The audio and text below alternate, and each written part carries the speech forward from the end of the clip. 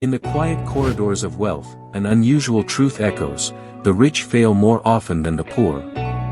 This paradox puzzles outsiders, yet it defines the mindset separating comfort from greatness. Today, we dissect the psychology behind this pattern, revealing why failure is not defeat, but an investment in mastery. Failure, to the wealthy, is not a verdict, it's a feedback mechanism. When a bold idea collapses, the financially elite do not shrink, they recalibrate. Each misstep is treated as data, each disappointment a tuition fee paid to the school of progress. The average person often fears failure because it threatens survival. But the rich, already insulated by resources, can afford to treat it as a laboratory experiment. Their risk appetite turns the unknown into a playground for growth, not a danger zone to avoid. This freedom to fail stems from mindset, not merely money. Wealth magnifies what already exists inside a person. The disciplined thinker sees every downfall as refinement, while the fearful see it as rejection. The difference lies in interpretation, not circumstance. In every empire, be it business or legacy, you'll find a trail of failed ventures behind every triumph. Those misfires are not blemishes on reputation but foundations of wisdom. The wealthy do not hide their scars, they treat them as credentials. Failure frequency correlates directly with experimentation. The poor fail less not because they are perfect, but because they rarely risk. The rich take abundant shots, most miss, but one hit can rewrite their destiny forever.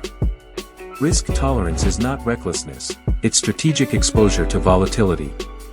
The rich diversify failure, they fail small, fast, and often to prevent catastrophic collapse. Each small loss shapes judgment until success becomes statistically inevitable. In psychological terms, the wealthy possess high failure resilience.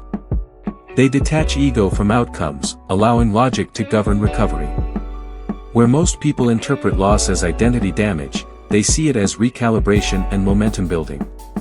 Consider the entrepreneur who builds 10 businesses before one takes off. Society remembers the victory, not the 9 failures. Yet those discarded attempts were laboratories of refinement, each one sharpening intuition and skill. The poor, constrained by limited buffer zones, often equate failure with doom. A wrong step can mean a lost paycheck or a broken safety net. This creates a cycle of caution, a mindset that praises comfort but quietly punishes innovation. Financial elite see setbacks as temporary turbulence. They expect resistance. That expectation reduces emotional shock, keeping decision-making sharp and data-driven when others would panic. Failure reveals information unavailable to the average observer. Each miscalculation exposes hidden variables that textbooks never mention. The rich use these variables as pattern recognition fuel, turning disappointing outcomes into insider intuition. Risk creates perspective. Without it, growth plateaus. By pushing boundaries, wealthy thinkers evolve faster, guided by a simple belief: comfort is expensive and discomfort compounds intelligence.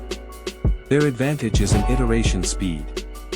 While others analyze endlessly, they execute repeatedly, harvesting lessons from direct experience. Velocity beats perfection every time opportunity appears. Failure tolerance reshapes self-identity. The rich learn to separate their net worth from self-worth, understanding that temporary loss never defines permanent value. It liberates them to act boldly when others hesitate. Generational wealth builders teach resilience early. Their children are encouraged to attempt, stumble, and rise again, while others are urged to avoid risk entirely. That early conditioning becomes psychological capital, multiplying over decades. In corporate boardrooms, postmortems are rituals of power. Every failed campaign is dissected without ego, transforming mistakes into frameworks. The poor often avoid such autopsies out of shame, forfeiting the wisdom trapped in the wreckage. The wealthy also understand timing. A failed venture may simply precede market readiness. Patience allows them to revisit ideas when conditions shift. Success often belongs to those who were right too early but refuse to forget. Another layer of resilience comes from portfolio mindset. The rich distribute their ambition across multiple fronts, knowing some will perish. This diversification creates statistical immunity to singular failure. Resource abundance modifies emotional chemistry. When loss doesn't threaten essentials, clarity prevails. The rich can study their failure without distortion from fear, transforming emotion into empirical observation. Failures shape networks too. Every crisis introduces people who become allies in the next rise. Those who dare repeatedly find themselves surrounded by others who share that brave rhythm. Interestingly, the poor often endure fewer formal failures but more silent regrets, dreams never attempted, opportunities never explored. Their caution protects them from pain but also from transformation. In wealth psychology, failure is reframed as feedback loops for adaptive intelligence. Every downfall teaches market behavior, human bias, and system weaknesses, polishing judgment into instinct. Those who avoid failure cling to certainty, mistaking stability for safety. The rich embrace calculated chaos, understanding that every collapse carries data unavailable through comfort. Society glorifies success stories but rarely documents the thousands of private defeats that built them. The rich know those unseen collapses are where the real education hides. When a business fails, the wealthy do not mourn endlessly, they pivot.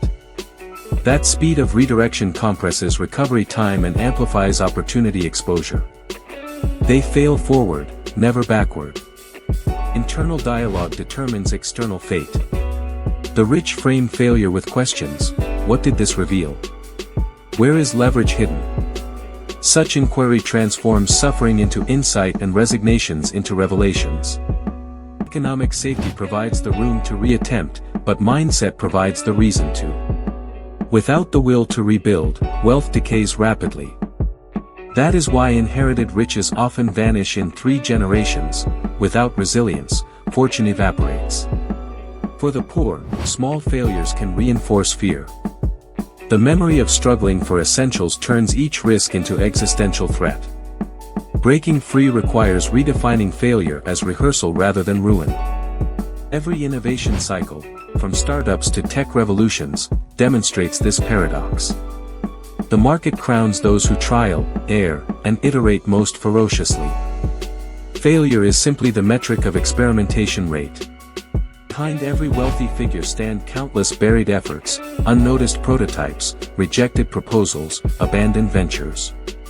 What we call success is merely the survivor of creative attrition. The poor fail less because they risk less. The rich fail constantly because they are permanently in motion. In the long game of wealth, motion itself compounds into growth.